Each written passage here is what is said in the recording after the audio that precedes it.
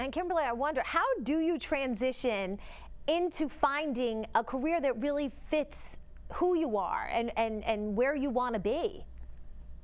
I think the first piece is always making sure you double down on your strengths. I feel like years ago, we used to always talk about how do we strengthen our weaknesses? What if we worked on strengthening our strengths and built a career based upon our passions and the things that we love?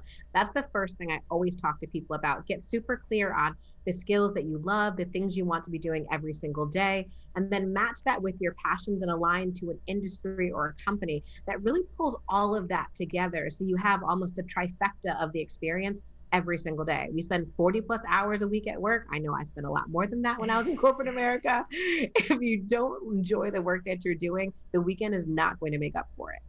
Right. And, I wonder too, I think so much of getting a job, and correct me if I'm wrong, is really networking. I don't mean any ill will towards job sites, but I don't think that's where most people find it. But how do you network at a time like this where you're not going out and really, rubbing elbows, if you will, Lindsay, with other people? How do we network in this environment? So it's definitely tricky, but I think there are opportunities. And first of all, networking, that word kind of scares people that it has to be some big formal thing. It's just meeting people and keeping in touch with the people you know. So it's posting on Facebook that you're looking for a job. It's going to your kid's soccer game or walking around the neighborhood and letting people know, hey, I'm looking for this kind of opportunity if you hear of anything.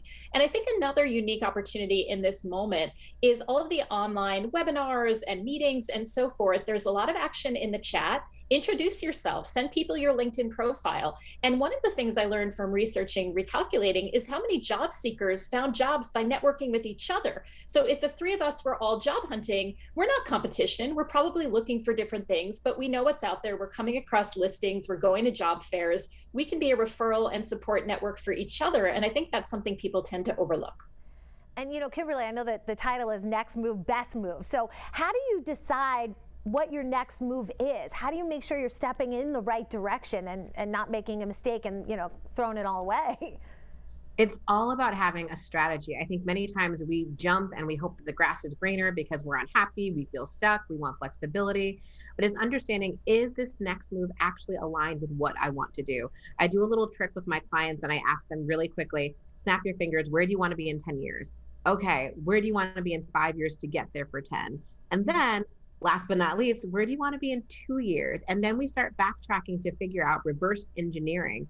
What are the skills you need to gain during this time to get to your next step? I think just like Lindsay talked about with relationships, I think this is the time you reach out to your network, find out what other people are doing. What is the job actually like? What is the company actually like, to make sure that it's not just this pie in the sky vision that you've built from reading a company website, but you really know what the work is going to be if you make that next move. And I think